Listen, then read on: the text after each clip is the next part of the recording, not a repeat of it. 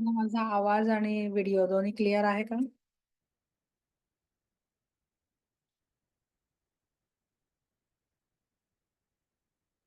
Perfect. Thank you. बाकीचे जण येत आहेत तोपर्यंत मला एक प्रश्न विचारायचा होता, की किती जणांना अ, आपण बरेच वेळेला हेल्थचं मेडिटेशन घेतलेलं आहे आणि किती जणांना हेल्थवरती उपयोग झालेला आहे किंवा खूप मोठे नाहीत, पण मोठे लोकांचे मोठे मोठे प्रॉब्लेम मोठे लोकांचे नाही, बरेच जणांचे हेल्थचे मोठे इश्यूज सुद्धा सॉल्व्ह झालेले आहेत, असे बरेच जणांना मला मेसेज केलेला आहे. पण इथे ग्रुपवर विचारण्यासाठी म्हणून, की किती जणांना आज मी मेडिटेशन तुमचं हेल्थचंच घेणार आहे म्हणून हा प्रश्न, की रोजच्या जीवनात आपल्या छोट्या-मोठ्या तक्रारी असतात आणि मी तुम्हाला सांगते, की या सगळ्या गोष्टी ह्या तुमच्या विचारांमुळे असतात. म्हणजे अगदी ॲसिडिटी पासून असेल तुमचं म्हणजे बऱ्याचशा जणांना खाणं-पिणं व्यवस्थित असतं, बाकीचं सगळं काही हे नसतं, डिसिप्लिन लाईफ असतं.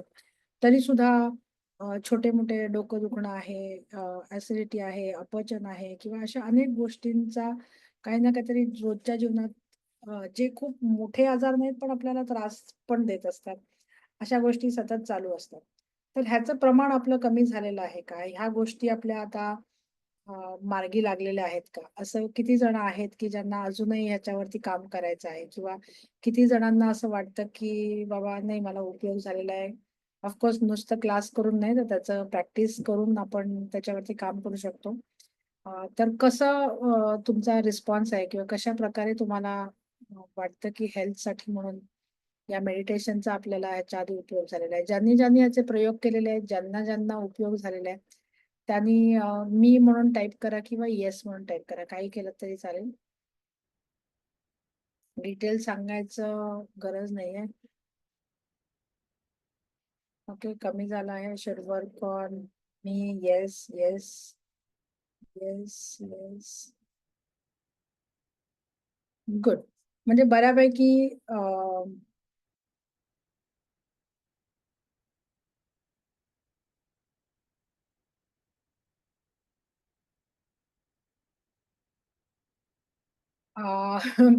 तुम्ही मेडिटेशन करताय आणि मेडिकेशन चालू नाही करायचं वगैरे असं काही करू नका.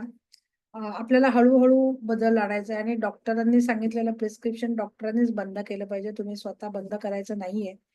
अ, आपण त्याच्यावरती काम करायचंय. त्याच्यामुळे असे काही उगाचच निर्णय घेऊ नका.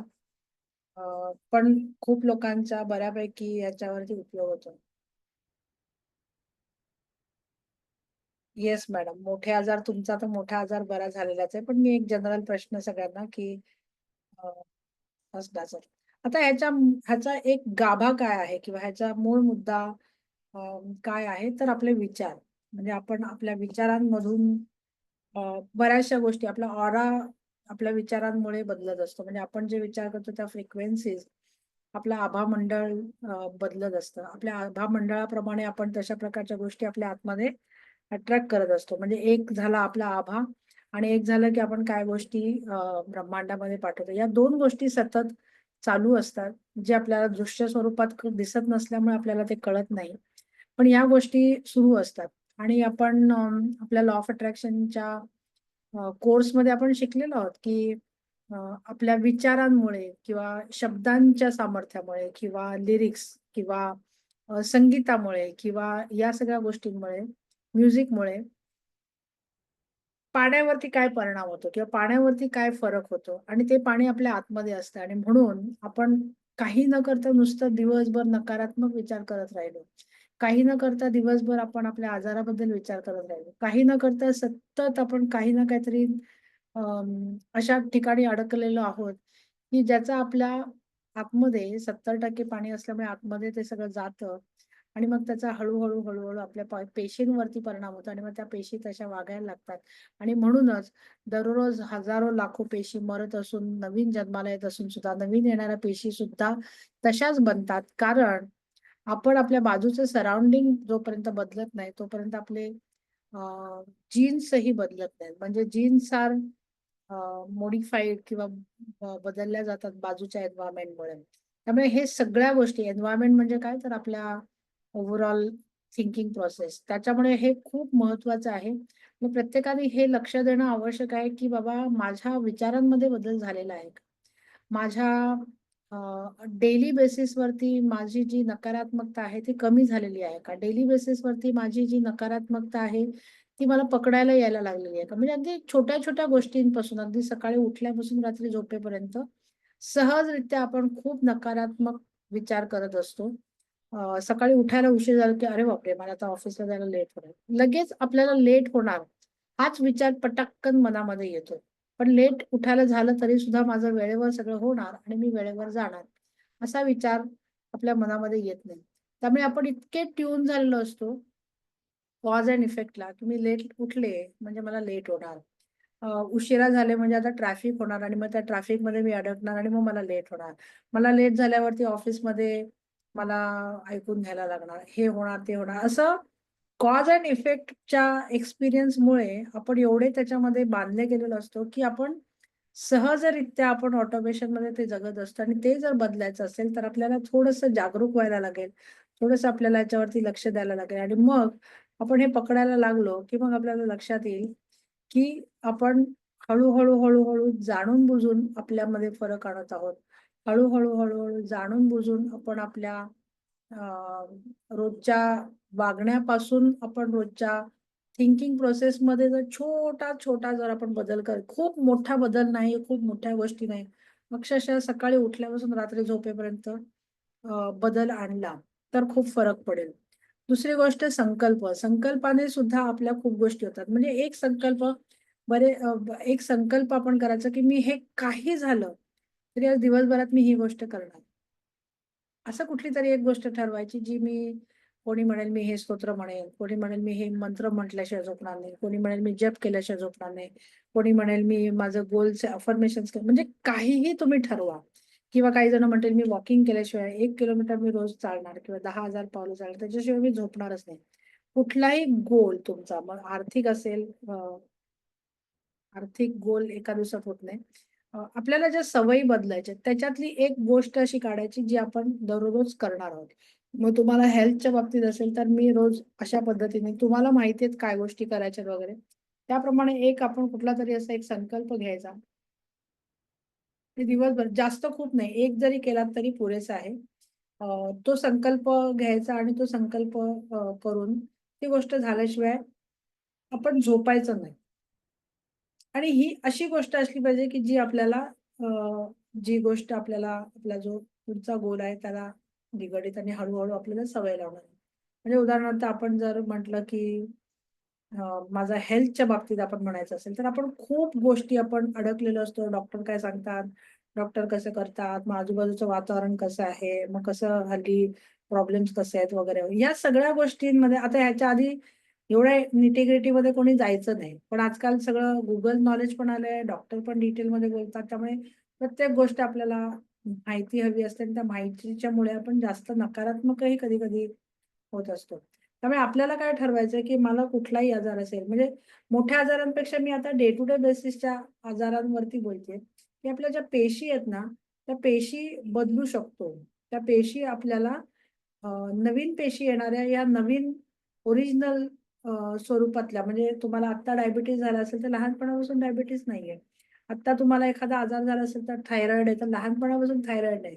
म्हणजे आपल्याकडे ओरिजिनली काही गुणवत्ता होती त्या पेशींमध्ये, पण नवीन पेशी या पेशी मेल्यानंतर नवीन पेशी ज्या आल्या, त्या पेशींना या जुन्या पेशींनी त्यांच्या मेमरीज देऊन गेल्या आणि मग आपण ते थांबवू शकलो नाही आणि म्हणून परत नवीन दररोज पेशी जन्माला येत असून सुद्धा परत त्याच आजार आपल्याला होतो.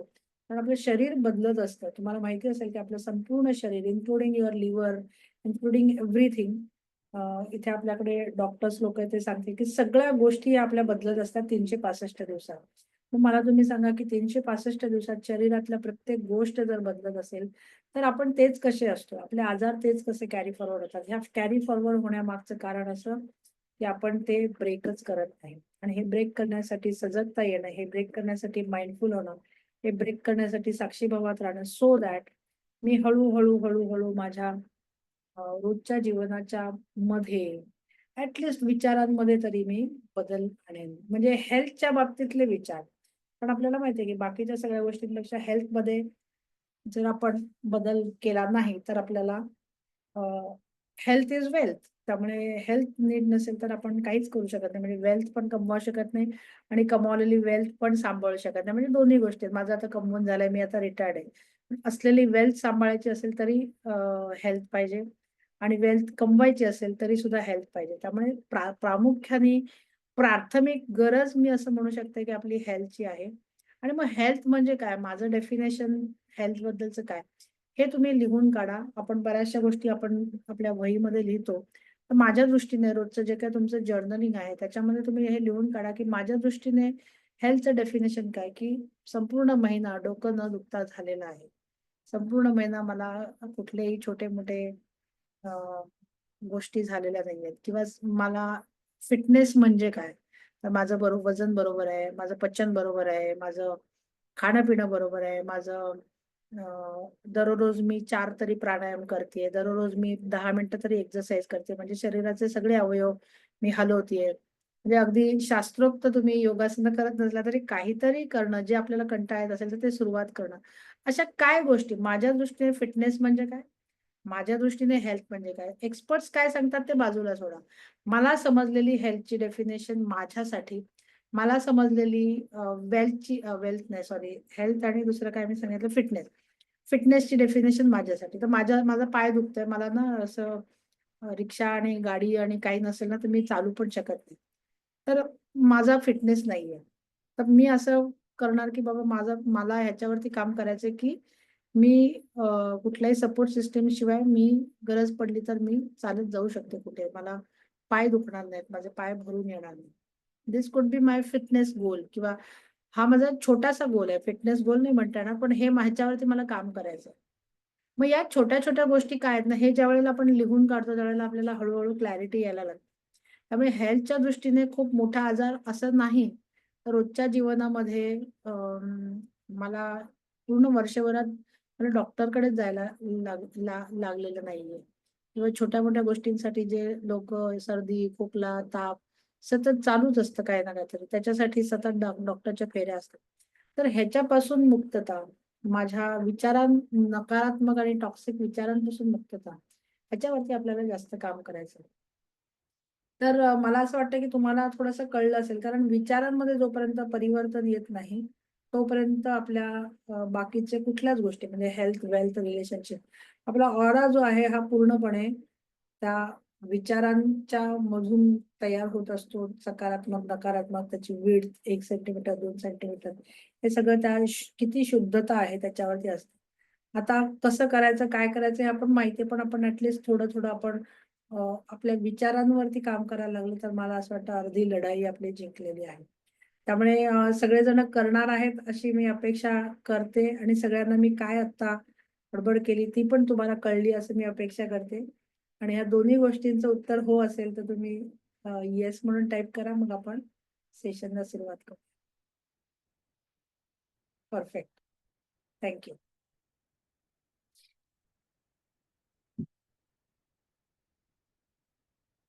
ओके. तर डोळे बंद करायचेत. डोळे बंद करून डोक्यापासून पायाच्या अंगठ्यापर्यंत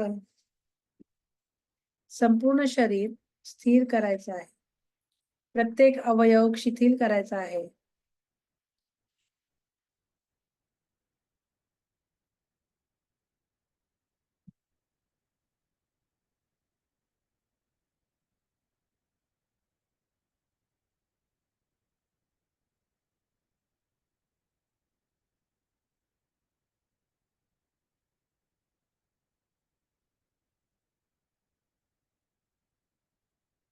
एक दीर्घ श्वास घ्या आणि तोंडाने सोडा.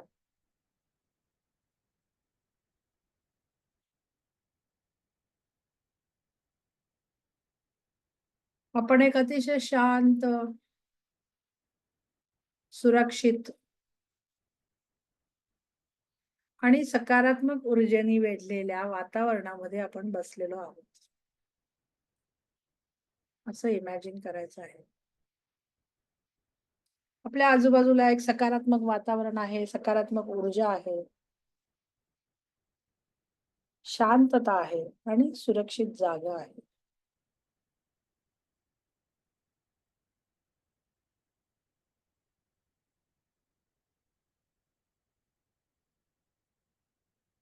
आपलं शरीर हे स्थिर झालेलं आहे.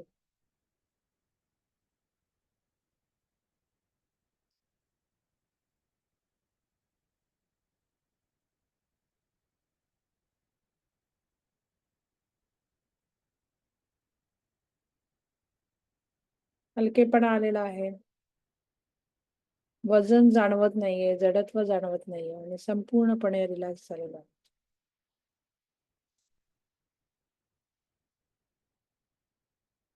आता आपण एक दीर्घ श्वास घ्यायचा आहे आणि आपल्या पाठीच्या कण्यामधून खालती मुळं तयार होत आहेत आणि ती मुळं जमिनीमध्ये जात आहेत असं इमॅजिन करायचं आहे. जितका जास्तीत जास्त आपण श्वास घेऊ, त्या प्रत्येक श्वासाबरोबर आपण त्या जमिनीशी जोडलेलो आहोत आणि घट्ट ती मुळं रोवून आपण उभे आहोत. आपल्या स्पायनल कार्डमधून, पाठीच्या कण्यामधून मुळं फुटलेली आहेत आणि ती जमिनीमध्ये जाऊन आपल्याला एका जमिनीवरती घट्टपणे उभी धरलेलं आहे.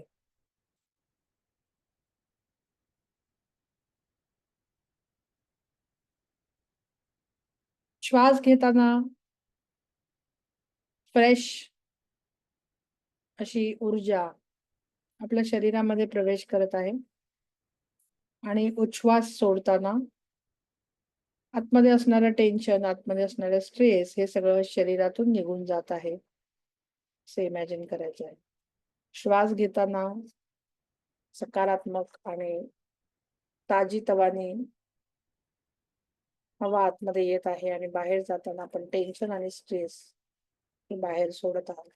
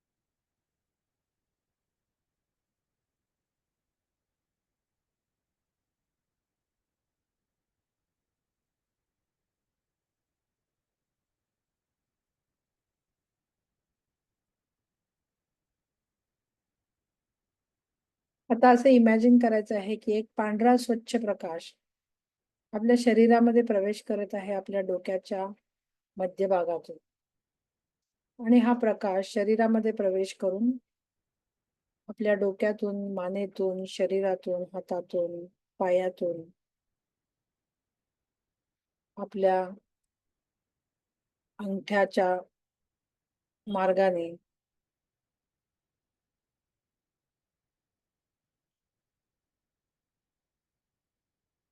हा प्रवास करत असताना जिथे-जिथे दुःख आहे, जिथे-जिथे पेन आहे, जिथे-जिथे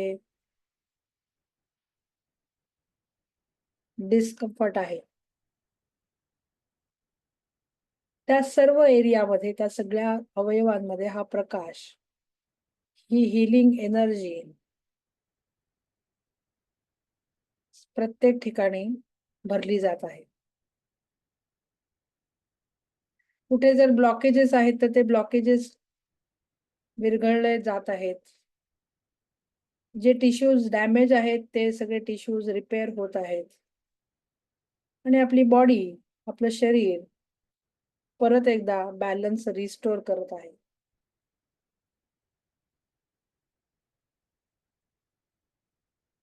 मी हे 5 मिनिटं देते. आपल्या बॉडीचं रिपेअरिंग करायचं आहे या प्रकाशाने.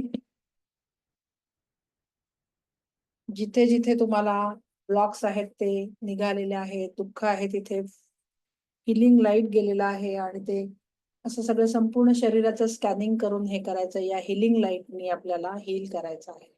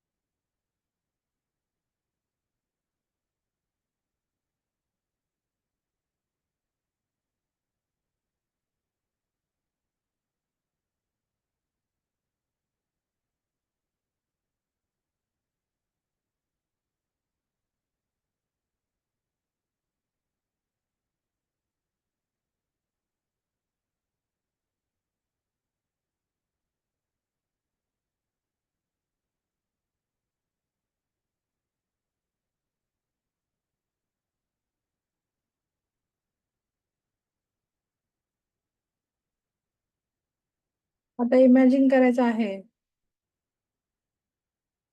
की आपली हेल्थ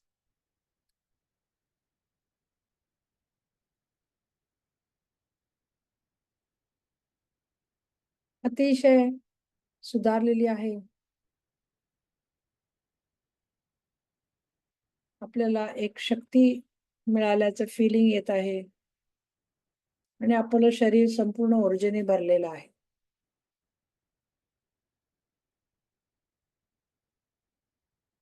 माझं शरीर हे निरोगी आणि शक्तिमान आहे. शक्तिमान की शक्तिवान.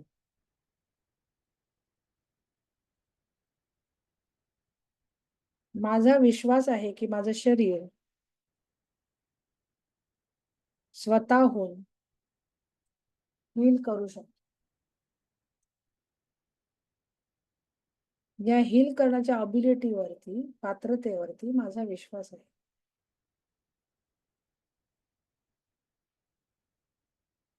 मी निरोगी आयुष्य आणि सुदृढ जीवन प्राप्त करण्यासाठी मी तयार आहे आणि मी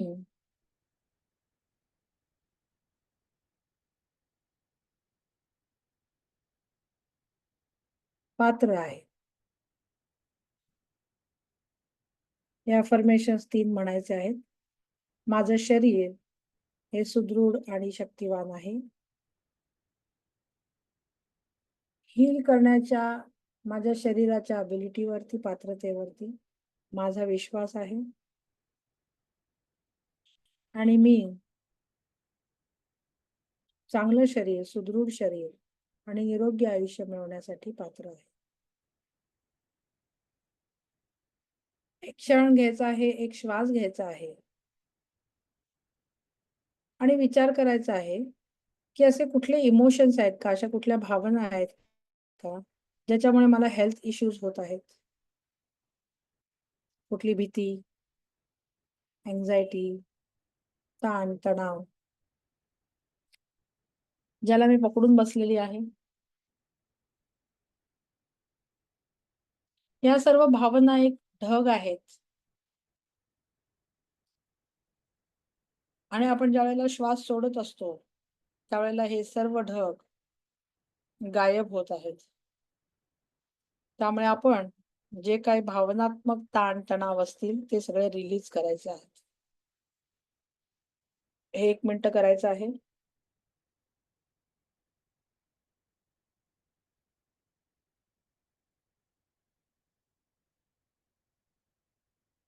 जितकं आपण या व्हिज्युअलायझेशन आणि इमॅजिनेशनवर फोकस करू,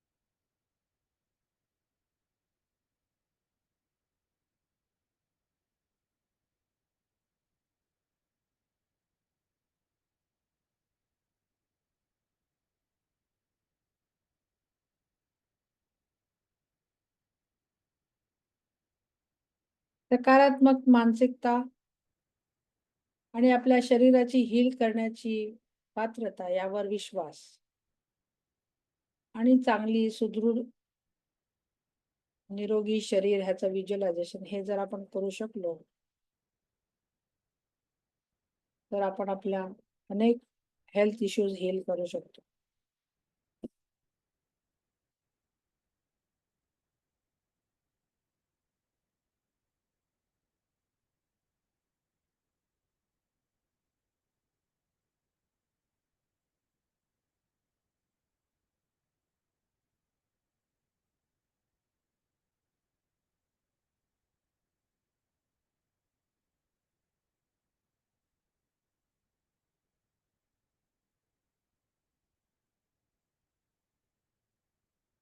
परत एक दीर्घ श्वास घ्यायचा आहे.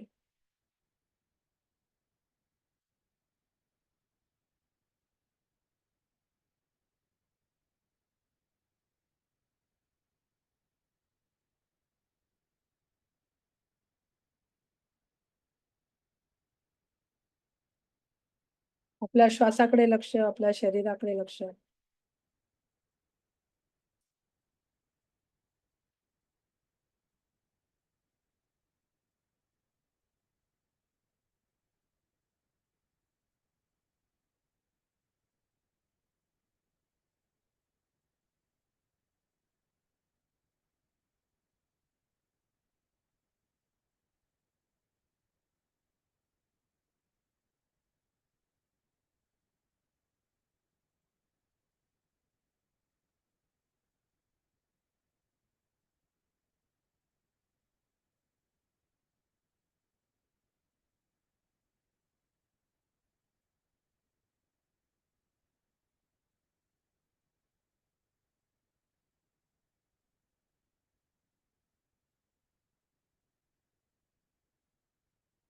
आपल्या स्वतःचे आभार, आपल्या शरीराचे आभार मानायचे आहेत. ब्रह्मांडाचे आभार मानायचे आहेत. वैश्विक ऊर्जेचे आभार मानायचे आहेत. आपण जिथे बसलेलो आहोत, तिथे लक्ष द्यायचं आहे. तिकडच्या खोलीतील आवाजांकडे लक्ष द्यायचं आहे. खोलीच्या बाहेरील आवाजांकडे लक्ष द्यायचं आहे.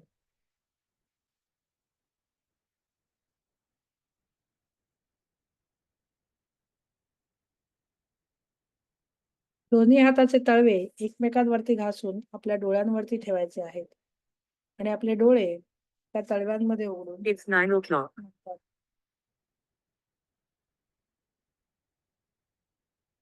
जेव्हा तुम्ही रेडी असाल त्यावेळेला डोळे उघडायचे.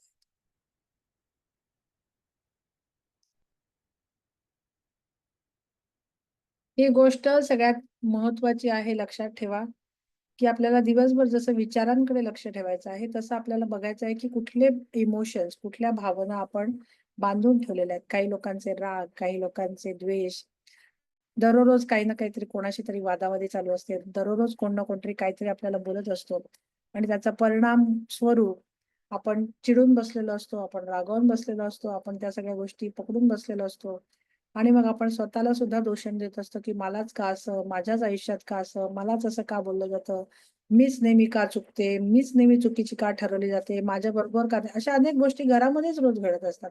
बाहेर सोडून द्या, घरामध्येच आपल्या या गोष्टी चाललेल्या असतात आणि त्याचा परिणाम आपल्या नकारात्मक विचारांमध्ये होतो आणि ह्या सगळ्या गोष्टी, या छोट्या-छोट्या गोष्टी आपल्या छोट्या-छोट्या गोष्टी ज्या आपण मोठ्या-मोठ्या केलेल्या असतात, त्याचा परिणाम आपल्या छोट्या-मोठ्या आजारांवरती होत असतो. त्यामुळे विचारांवरती लक्ष आणि भावनांवरती लक्ष. आपण काही ताण पकडून बसलेलो आहोत का? आपण छोट्या-छोट्या गोष्टीचा ताण घेत आहोत का? पाहुणे येणार आहेत तर ताण घेतोय का? पैसे कुठले आपल्याला खर्च करायचे तर ताण घेतोय का? अचानकपणे काही घरामध्ये खर्च आला तर ताण घेतोय का?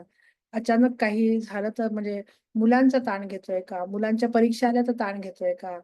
मुलांची परीक्षांचे रिझल्ट जवळ आले तर ताण घेतोय का? मुलं नुसती शाळेत जातात तेव्हा सुद्धा आपल्याला टेन्शन येते का? अरे बरोबर होईल की नाही? व्यवस्थित येतील की नाही? आपल्या करिअरचा त्रास, आपल्या करिअरचा ताण, आपल्या प्रोजेक्टचा ताण, आपल्या रिटायरमेंटचा ताण, आपल्या भविष्याचा ताण, अशा अनेक गोष्टी डोक्यामध्ये आपण साचवून ठेवलेल्या असतात किंवा साचत असतात दररोज आणि मग त्याचा ताण इनडायरेक्टली आपल्या शरीरावरती तयार होत असतो आणि हळू-हळू, हळू-हळू ह्या गोष्टी आपण पकडून ठेवायला लागतो आणि ज्यावेळेला पकडून ठेवायला लागतो त्यावेळेला हे ब्लॉक्स तयार होतात आणि मग एनर्जी फ्लो होत नाही आणि मग आपल्याला वेगवेगळ्या प्रकारचे आजार व्हायला लागतात. त्यामुळे हे शोधायला लागा, की नक्की काय चालू आहे माझ्या आतमध्ये. हे शोधायला लागा, की दररोज मी काय करते. हे शोधायला लागा, की मला काय सोडण्याची गरज आहे. हे शोधायला लागा, की मी काय केलं पाहिजे ज्याच्यामुळे माझ्या आरोग्यामध्ये सुधारणा होईल. आता आपल्याला ज्ञान आपण आता हे शिकत आहोत. अनेक गोष्टींचं नॉलेज मिळत आहे. आता याचा उपयोग आपण रोजच्या जीवनात छोट्या-छोट्या, छोट्या-छोट्या गोष्टींमध्ये जर करायला लागलो, तर खऱ्या अर्थाने हे जे आपण शिकत आहोत ते मार्गी लागेल आणि त्याचा उपयोग होईल असं मला वाटतं. त्यामुळे small small steps are very important. त्यामुळे हे आजपासून सुरू करूया आणि एक काय म्हणतात डे टू डे बेसिसवरती तरी आपण छान जगायला सुरुवात करूया. ओके. आजचं सेशन आपण इथेच थांबवत आहोत. परत एकदा भेटूया पुढच्या सेशनला गुरुवारी. तोपर्यंत धन्यवाद. Thank you and bye.